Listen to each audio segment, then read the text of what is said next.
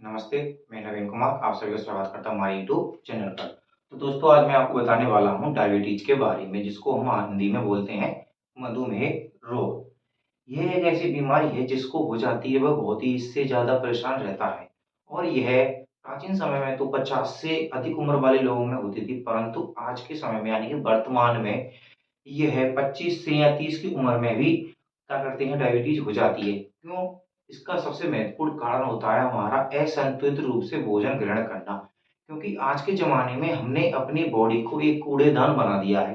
क्यों? क्योंकि आज हम बाहर जाते हैं, घर से बाहर जाते हैं तो हमारा चाट खाने का मन करता है तो हम उसे खाते हैं या जंक्स फूड खाते हैं, फास्ट फूड खाते हैं तो वो क्या होता है हमारे लिए एक डस्ट की तरह कार्य करता है जंक्स फूड, क्योंकि ये हमारे शरीर को बहुत अधिक नुकसान पहुँचाता है। प्राचीन समय में क्या होता था, घर के जो बड़े-बूढ़े बुजुर्ग लोग होते थे, वो बहुत ही शुद्ध शाकाहारी भोजन करते थे। परंतु आज के समय में क्या होता है, हम असंतुलित भोजन करते हैं, जिससे हमारे शरीर पर बहुत ही असंतुलित प्रभाव पड़ते हैं, जिसके कारण हमारे शरीर को नुकसान पहुँचता है। आज के आपने देखा होगा कि 25 से या 30 साल की उम्र में बहुत अधिक मोटापे हो जाते हैं, लोग बागों में डायबिटीज़ हो जाती है, रोग हो जाते हैं। क्यों? क्योंकि इसका सबसे महत्वपूर्ण कारण होता है हमारा जंक्स फूड खाना या हमारी वसा युक्त भोजन करना, जिससे हमारे कोलेस्ट्रॉल बढ़ जाता है, कार्बोहाइड्रेट बढ़ता है, जिसके कारण क्या होता है हमारे शरीर में डायबिटीज हो जाती है। देखिए दोस्तों, मैं इसको बताने से पहले आपको बता देता हूँ कि डायबिटीज होती क्यों है। डायबिटीज जब हम भोजन ग्रहण करते हैं तो भोजन से हमको क्या मिलता है, ग्लूकोज मिलता है, जिससे हमको ऊर्जा उत्पन्न होती है। उसी ऊर्जा को हमारी कोशिकाओं तक पहुंचाया जाता है, किसके द्वारा? इंसुलिन के द्वारा। अगर हमारे शरीर में इंसुलिन हार्मोन बनना बंद कर देता है तो जो हमको ऊर्जा यानी कि जो ग्लूकोज हमको प्राप्त होता है भोजन से, वह हमारे रक्त में ही रह जाता है, ना कि वह रक्त से हमारी कोशिकाओं में जाता है। देखिए इस प्रकार देखते हैं, जैसे हमने भोजन ग्रहण किया, डायबिटीज को मेटाबॉलिक डिसऑर्डर भी बोलते हैं, जिसे हम क्या बोलते हैं? मधुमेह रोग। देखो, जब हम ब्लड में यानी कि जब भोजन ग्रहण करते हैं तो ब्लड ग्लूकोज यानी कि ब्लड में ग्लूकोज का बढ़ना या इंसुलिन की कमी के कारण क्या होता है? डायबिटीज हो जाती है। जिस प्रकार हम देखते हैं कि जैसे हमने भोजन ग्रहण किया और फिर क्या होता है, हमको उससे ऊर्जा प्राप्त होती है, परंतु हमारे शरीर में इंसुलिन नहीं होने के कारण जो ग्लूकोज होता है वो हमारे शरीर के जो रक्त है उसमें ही एकत्रित हो जाता है, यानी कि ब्लड में स्टोरेज हो जाता है। इससे क्या हो जाता है, हमारे रक्त में मधुमेह रोग हो जाता है। यानी किससे हो जाता है? यानी कि ग्लूकोज की मात्रा बढ़ती है, शर्करा बढ़ जाती है। फिर देखिए, ग्लूकोज में स्टोर हो जाता है, ठीक है ना दोस्तों। और डायबिटीज 3 प्रकार की होती है दोस्तों। डायबिटीज 1 प्रकार की होती है, डायबिटीज 2 प्रकार की होती है और नंबर 3 होता है जेस्टेशनल, यानी कि जेस्टे देखो किधर है? या जेस्टेनल डायबिटीज, यह हाई ब्लड शुगर होता है। क्या होता है? ये हाई ब्लड शुगर होता है, परंतु यह प्रेग्नेंट लेडियों में होता है। जो महिला गर्भवती है उसमें यह रोग होने का अधिक संभावना होता है। फिर देखिए दोस्तों, इसके लक्षण बता देता हूँ आपको। मोस्ट लक्षण के डायबिटीज के लक्षण किन किन कारण होते हैं जो हम पहचान सकते हैं कि हमको डायबिटीज है कि नहीं है। अगर हमको डायबिटीज है तो हमको क्या करना चाहिए, अगर हमको डायबिटीज नहीं है तो भी हमको क्या करना चाहिए कि हमें भविष्य में डायबिटीज नहीं होती है। सबसे पहली बात तो दोस्तों, आपको डायबिटीज के लक्षणों को पहचानना आना चाहिए। अगर आप डायबिटीज के लक्षणों को जान जाते हैं तो आप शीघ्रता से ही आप डॉक्टर से या किसी अन्य से सलाह लेकर क्या कर सकते हैं, इसकी रोकथाम कर सकते हैं। देखो, सबसे पहली बात तो कि इंसुलिन हार्मोन जो होता है इसकी हमारी कमी हो जाती है तो डायबिटीज होगी होगी। इसके लिए आपको क्या करना है, आपको शरीर में आपके लिए इंसुलिन चेकअप कराना पड़ता है कि आपके शरीर में इंसुलिन कितनी मात्रा में है। इसके बाद अगर हमारी एज बढ़ती है, अगर हमारी एज बढ़ रही है तो डायबिटीज जायसे के होने की संभावना होती है। इसके बाद हाई कोलेस्ट्रॉल लेवल, अगर हमारे शरीर में हाई कोलेस्ट्रॉल यानी कोलेस्ट्रॉल की वसा की मात्रा अधिक हो जाती है, मोटापा अधिक हो जाता है या हमारे शरीर की चर्बी बढ़ जाती है तो डायबिटीज होने की संभावना भी बढ़ जाती है। नंबर भाई फिर देखिए अगला, एक्सरसाइज। अगर आप डेली लेट जगते हो, लेट सोते हो या दिन में सोते हो, अधिक सोते हो, तो क्या होगा, आपके शरीर में आलस आएगा और आप एक्सरसाइज नहीं करेंगे तो आपकी जो कैलोरीज है वो भंग नहीं होंगी, और भंग नहीं होंगी तो क्या होगा, यानी कि खत्म नहीं होती है कैलोरी की, चर्बी घटती नहीं है, तो आपके भी क्या हो सकते हैं कि डायबिटीज होने की संभावना बढ़ जाती है। इसके बाद देखिए, जो हार्मोन्स होते हैं हमारे शरीर में, उनका अगर असंतुलन हो जाता है तो भी हमारे शरीर में डायबिटीज बढ़ने की संभावना हो जाती है। इसके बाद देखिए दोस्तों, अगर हाई ब्लड प्रेशर है, अगर हमारे शरीर का जो ब्लड दाब है यानी रक्तचाप है वह अधिक हो जाता है तो भी क्या होती है, हमें डायबिटीज होने की संभावना बढ़ जाती है। इसके बाद है कि डाइट प्लान, यानी कि जो हमारा खान पान है, मैंने बताया ना आपको कि फास्ट फूड है, जंक फूड है, अगर हम चाय जैसा खाते हैं तो क्या हो जाता है, उससे भी हमारे शरीर में क्या होती है, डायबिटीज हो जाती है। इसलिए आपको संतुलित भोजन करना चाहिए, घर में छाछ दलिया होती है तो वो भी करना चाहिए, बहुत अच्छी बात है। शुगर, चीनी, ड्रिंक्स, कोल्ड ड्रिंक्स होती है, इनको नहीं पीना चाहिए। कोल्ड ड्रिंक्स में सबसे ज्यादा डायबिटीज होने की संभावना होती है। अगर आप कोल्ड ड्रिंक्स पीते तो आपको पता होगा इसका अगर शुगर लेवल चेक करोगे तो बहुत अधिक माना जाता है। ठीक है ना दोस्तों।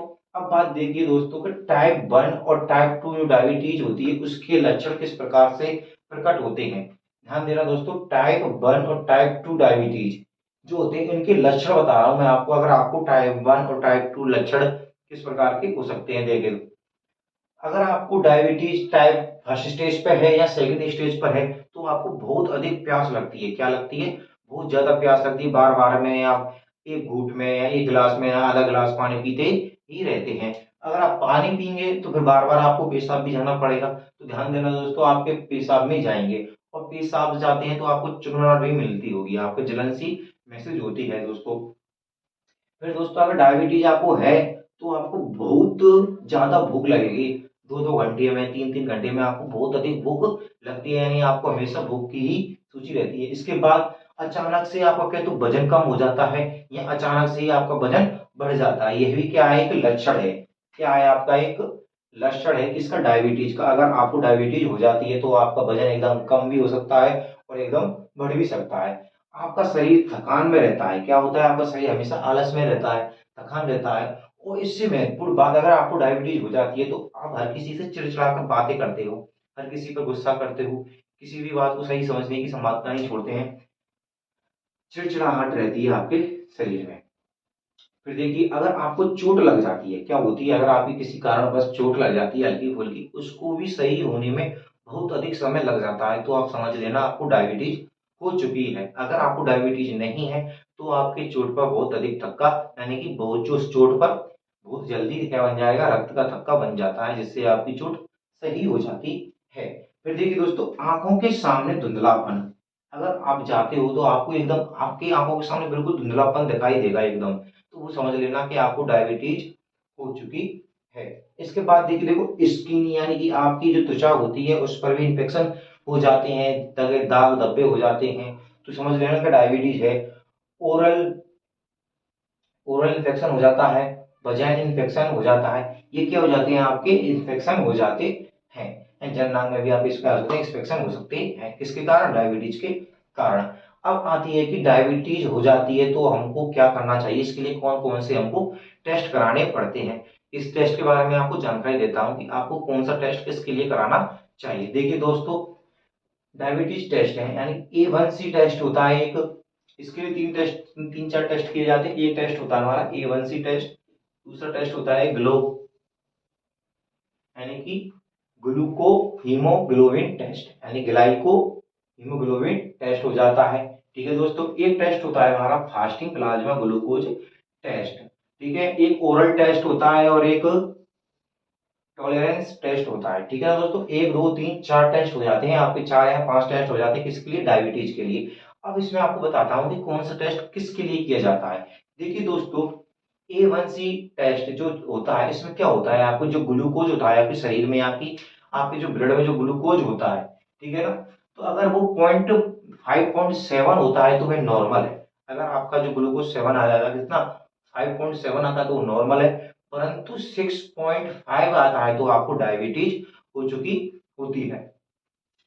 इसके बाद देखो, ग्लाइको हीमोग्लोबिन जो टेस्ट होता है इसमें क्या करना पड़ता है कि हर 3 मंथ के बाद क्या करना पड़ता है, हर 3 मंथ के बाद आपको क्या करना पड़ता है, ब्लड टेस्ट देना पड़ता है इसके अंदर, किसमें, ग्लू यानी ग्लाइको हीमोग्लोबिन टेस्ट में। ठीक है दोस्तों, इसके बाद आता है हमारा फास्टिंग प्लाज्मा ग्लूकोज टेस्ट। इसमें क्या होता है, ये हाई जो ब्लड शुगर होती है, किसी को बहुत ज्यादा शुगर हो जाती है, उसके लिए आपको ये टेस्ट कराना पड़ता है। अगर आप देख सकते हो, अगर आपको नॉर्मल टेस्ट यानी कि नॉर्मल डायबिटीज है तो आप ये टेस्ट करा सकते हैं, परंतु आपको बहुत ज्यादा डायबिटीज है, आपको पता चल चुका है कि मुझे डायबिटीज है, तो आपको ये टेस्ट कराना चाहिए, जिससे आपको बहुत अधिक संभावना मिलती है कि इससे एक्यूरेट आपकी डायबिटीज का पता चल जाता है।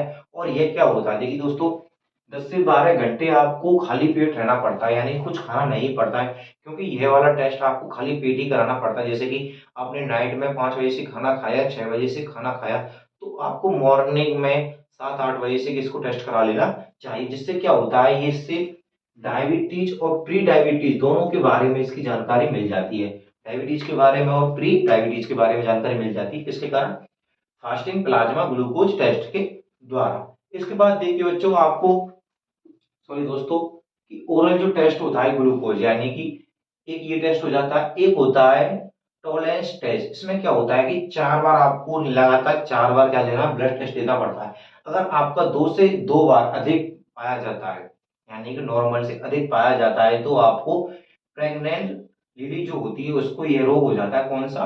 टेस्टोस्टेरोन डायबिटीज, ठीक है ना, यानी कि जेस्टेशन डायबिटीज हो जाती है उसको। अब बात आती है इसके उपचारों की, कि भाई हमने ये बात तो पता चलेगी कि डायबिटीज किसके कारण होता है, क्यों होता है, किसकी कमी के कारण होता है। अब भाई इसके उपचार ही जो होते हैं वो भी हमको पता चल जाना चाहिए कि हमको इसके लिए क्या क्या करना चाहिए। फिर मैं आपको बताऊंगा कि घरेलू उपाय कौन कौन से हैं, आप घर में भी कौन से उपाय कर सकते हैं जिससे हमको डायबिटीज नहीं होती है। अगर हमको फर्स्ट स्टेज पर पता चल जाता है कि डायबिटीज कौन से स्टेज पर है, तो हम इसके बारे में भी क्या कर सकते हैं, आसानी से इसको रोकथाम कर सकते हैं। देखिए दोस्तों, उपचार में जो हमारी टाइप 1 जो होती है डायबिटीज, उसका कोई नो चांस, यानी कि इसका कोई इलाज नहीं होता है, केवल इसमें इंसुलिन लेते हैं। आप क्या लेते हैं? इंसुलिन। इंसुलिन लेते हैं बार बार, तो इसको कम कर सकते हैं, यानी कि इसको केवल कंट्रोल कर सकते हैं, ना कि इसको कम किया जा सकता है, केवल अधिक बढ़ने से रोका जा सकता है केवल इंसुलिन ले लेके, ठीक है, क्योंकि टाइप 1 स्टेज पर पहुंच चुका होता है। इसके बाद देखिए जो टाइप 2 होती है, इसको दवाई लेकर भी और बिना दवाई लेकर भी सही किया जा सकता है। क्यों? क्योंकि देखो उसको, अगर आप एक्सरसाइज करते हैं नियमित रूप से, डेली एक्सरसाइज करते हैं, तो आपको डायबिटीज नहीं हो सकती। कौन सी? 2 टाइप की, यानी डायबिटीज 2 स्टेज पर जो होती है वो आपको डायबिटीज नहीं होगी, अगर आप नियमित रूप से क्या करते हैं, यानी कि एक्सरसाइज करते हैं, व्यायाम करते हैं, दौड़ लगाते हैं, या आप संतुलित भोजन लेते हैं, यानी कि पौष्टिक भोजन लेते हैं, तो आपको क्या हो सकता है, ये इसकी आप फास्ट फूड नहीं खाते हैं, बाहर का खाना नहीं खाते हैं, केवल घर का ही खाना खाते हैं, वो भी साफ सुथरा ही खाते हैं, तो आपको डायबिटीज नहीं हो सकती है। और सबसे बात आपकी आती है वेट लॉस। अगर आपका वजन कम होता है, यानी कि नॉर्मल रहता है आपकी एज के हिसाब से, जैसे आपकी 5 इंच 5'5" होती थी, आपको 60 से 65 के बीच में वेट होना चाहिए, यानी कि 60 से 65 इतना आपका वेट होना चाहिए। अगर आपकी 5 की उम्र होती है और 20-25 साल की अधिक हो जाती है, तो इतना आपका वेट होना चाहिए, इससे अधिक होगा तो आपको डायबिटीज होने की संभावना होती है। फिर देखिए, ओरल एंटीबायोटिक मेडिसिन लेकर भी आप क्या कर सकते हैं, टाइप 2 को भी सही कर सकते हैं। कौन सी? जो ओरल मेडिसिन मिलती है आपको मेडिकल स्टोरों पर, उससे भी आप डायबिटीज 2 को क्या कर सकते हैं, संतुलित या इसको कंट्रोल कर सकते हैं। अब बात आती है जो हमारे घरेलू उपाय होते हैं, और इसमें सब कुछ नहीं है। सबसे पहली बात आती है, हमको व्यायाम करना चाहिए, डेली डेली क्या करना चाहिए, नियमित रूप से अगर हम व्यायाम करते हैं, अधिक से अधिक पानी पीते हैं, दिन में कम से कम 4 लीटर पानी पीते हैं, तो हमको डायबिटीज होने की संभावना नहीं होती है। संतुलित भोजन करना चाहिए, नियमित दौड़ना चाहिए, और क्या बात है। और फिर देखिए बच्चों, सॉरी दोस्तों, कि अगर आप घर में जो हमारे ये जो सब्जियां होती है, इसमें किस किस को खाना चाहिए? भाई डायबिटीज बात है, हमको मीठी रोग से होती है, तो इसको कम करने के लिए हमको कड़वा खाना पड़ता है। तो इसके लिए आप क्या कर सकते हैं, करेला, करेला, पपीता, कैसा? कच्चा पपीता, कच्चा केला खा सकते हैं आप, और संतरा खा सकते हैं, नाशपाती खा सकते हैं। इससे क्या होता है, आपके शरीर में नाशपाती, मेथी है, आपकी काली मिर्च है, हल्दी है, इससे क्या होता है, आपकी डायबिटीज कम हो सकती है। ओके दोस्तों, इसके बारे में मैंने आपको बता दी कि डायबिटीज किसके कारण होती है, क्यों होती है, और घर में क्या क्या खा सकते हैं। सबसे पहली बात है, अगर आप डेली की डेली मेथी खाओ, रात को भिगो कर रख दो, या उसको दिन में खा लो, ठीक है दोस्तों। रात में मेथी ले लो, थोड़ी सी दालचीनी ले लो, इसको भिगो कर खाने से क्या हो जाता है, हमारे जो भूखे पेट खाते हैं तो भी हमको डायबिटीज नहीं होती है। रात को भिगो दो, सुबह भूखे पेट खा लो, इससे हमारी डायबिटीज कम हो जाती है, बहुत अधिक संभावना है। ओके दोस्तों, अगर वीडियो आपको अच्छी लगे तो प्लीज इसको लाइक एंड शेयर जरूर करना।